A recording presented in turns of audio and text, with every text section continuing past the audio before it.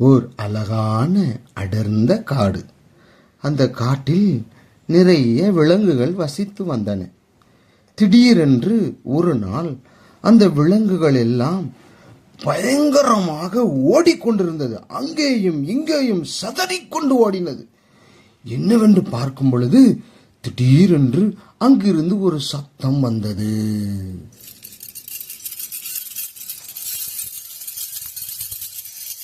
போக போக சத்தம் பலமா கேட்க ஆரம்பித்தது.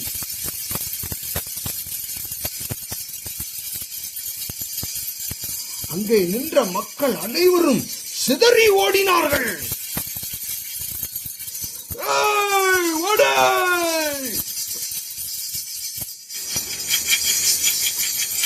என்னை பிடித்து விட்டது, காப்பாத்துங்கள், காப்பாத்துங்கள், என்னை பிடித்து விட்டது.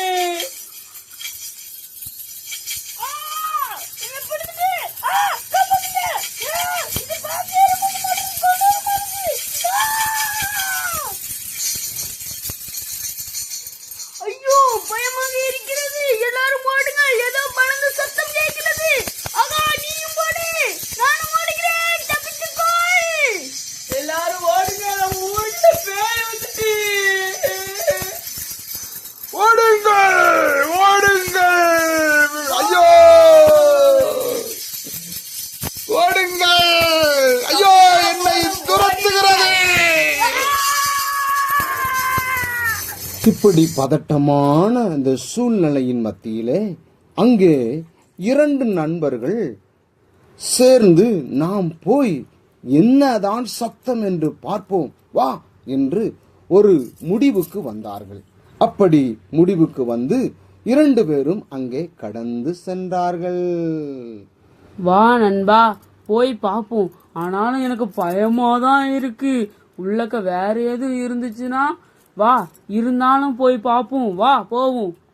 நண்பா, ஏன் பயப்படாத, நான் இருக்கேன் உனக்கு. நம்ம ரெண்டு பேரும் சேர்ந்து போவோம். அங்க என்ன நடக்குன்னு பார்ப்போம். பார்த்துட்டு திரும்பி வருவோம். இருந்தாலும் மனசு டபக்கு டபக்கு டபக்குன்னு அடிக்குது. நீ இருக்கிற தைரியத்துலதான் நானும் வாங்கூடையே வாரேன். வா போவோம். நம்ம ரெண்டு பேரும் கைய பிடிச்சிட்டு அப்படியே போவோம்.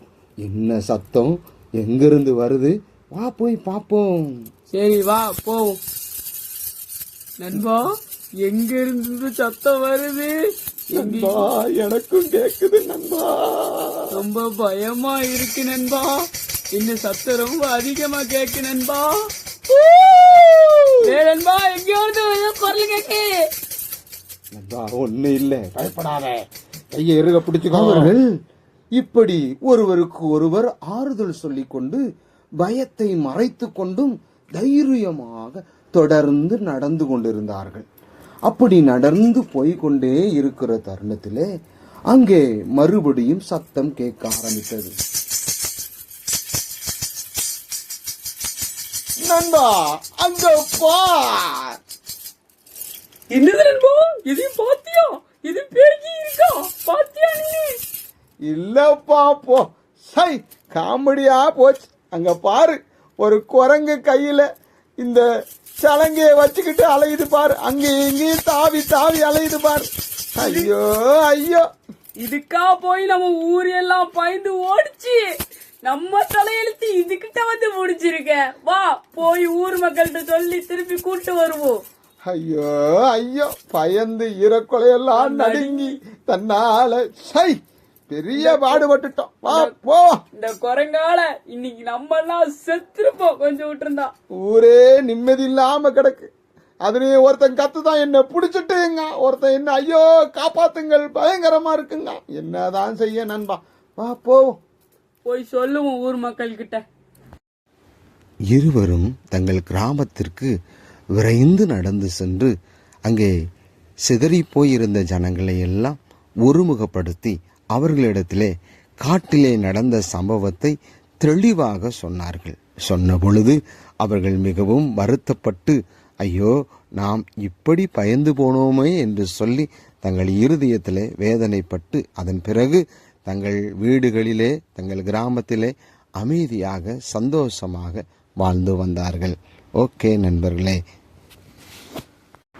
இந்த கதையிலிருந்து நாம் கற்றுக்கொள்வது என்ன?